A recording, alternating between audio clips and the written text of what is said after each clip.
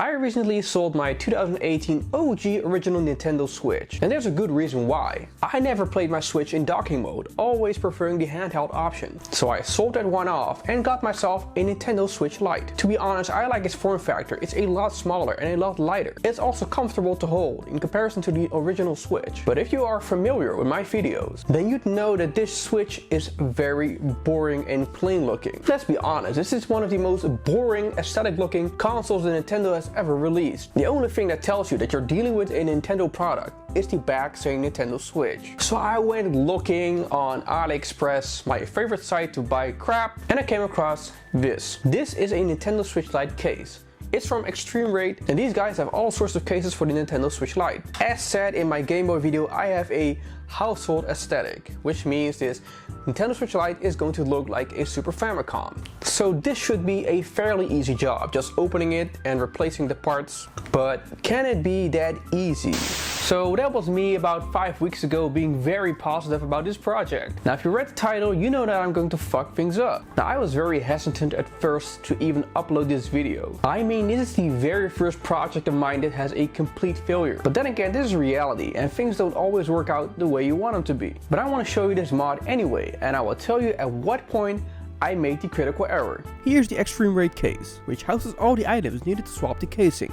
It's pretty straightforward, as this should be just a case swap, meaning replacing the original part for the third-party one. I gotta say that the Extremerate parts are of excellent quality and similar to the original ones, which should be for $40, I may add.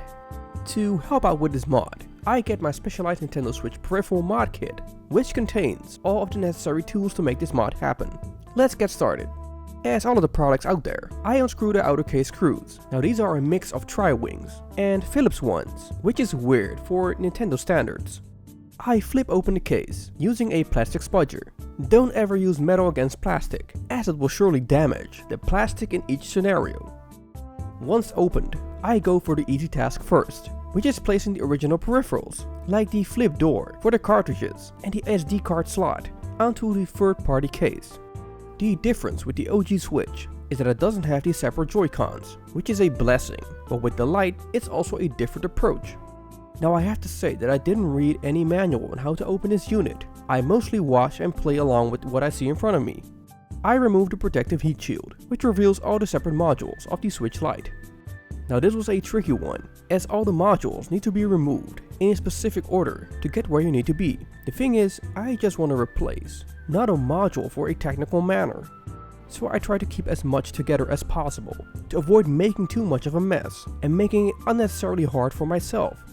The simplicity of the shoulder buttons is something I can appreciate, compared to the Joy-Cons. It's just popping them out, and later on clicking on the new ones. Same goes for the top shoulder ones, which have a simplified spring coil function, which is much easier to insert. Next is to remove the board modules, but I got a bit confused in which order to start off. It wasn't clear to me that there was one motherboard, while the right side, left in the video here, is a daughter board. I first pried the speakers loose from both sides, as that seemed the easiest take. With the spudger, I tried to loosen up the motherboard to see where it was stuck. This is a method that I use to see where some other screws might be hidden and hinder the modification. The one thing I have to say is that this Switch Lite has an overkill of screws. I think this thing at least has 40 plus screws, and they are very tiny and all over the place. I focused myself on the daughter board, as this was a simple task. With the ribbon cable removed, this board came out pretty easy, revealing the rubber domes and the Joy-Con adapter. As to not lose sight of what I'm doing, I immediately place all the original peripherals onto the third-party shell. At this moment, I started questioning myself if modding the Switch Lite shell was the right thing. The Switch itself is a product which requires a lot of micro fidgeting, with it being this compact, so there's a lot of work that requires a tweezer. Getting that daughter board in there still wasn't the hardest job, as it just requires a fair bit of remembering. The harder job is getting that motherboard safely out, as under the motherboard itself lay other screws, while, for instance, the game card slot stands in the way of removing the motherboard. Using the spudger technique again, I tried to find where the other screws were that were holding that board tightly to the case. Eventually I managed to separate the motherboard from the case, but at an expensive cost. which I found out later. Next to the game card slot, there is this ribbon cable, which is connected to the screen underneath. While budging the front of the case, I never saw this sneaky hidden ribbon cable.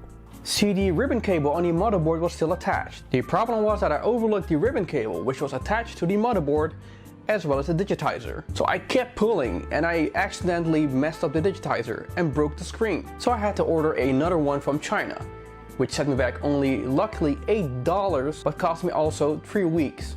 So here we are, 3 weeks later with the new digitizer. So I could finish this mod properly, I placed in the rest of the buttons and the other modules. This looked like it was going the right way.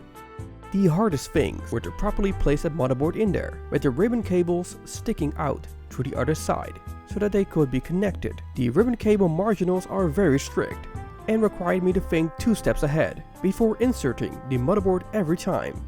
I eventually taped down the digitizer with Scotch tape, as it kept falling out of place, which was annoying while working. This is what I was talking about, getting that digitizer cable from underneath through that tiny gap and into that ribbon clamp was a pure test of patience. Meanwhile, the buttons and rubber domes underneath were shifting and getting out of place. For sure, I hated this.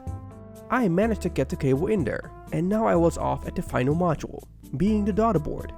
This was a fairly simple task, at least that's what I thought. I had a pretty rough time getting this there in the correct sequence, especially getting this tiny ribbon cable back into its clamp, as the allowed space to work in was super tight.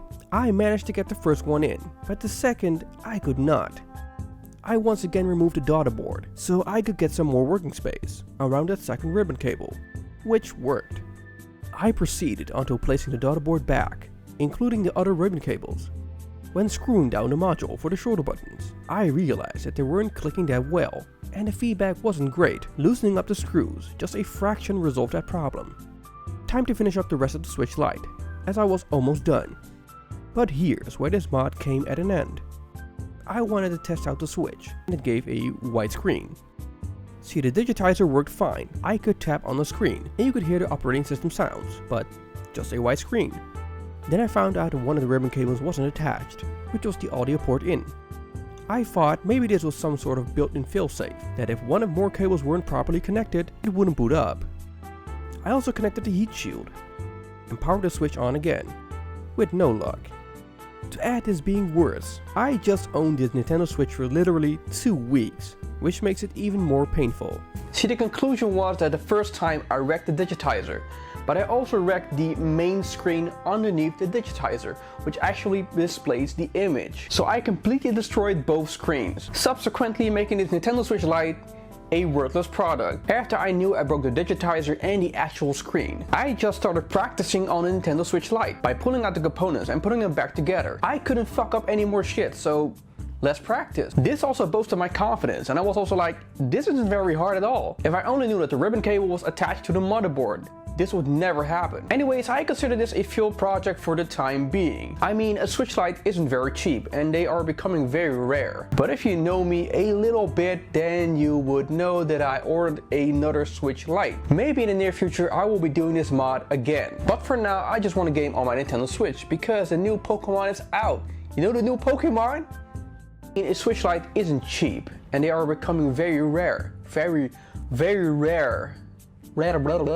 I mean, a Switch Lite isn't very cheap and they are becoming rare. Becoming, what the fuck is it becoming?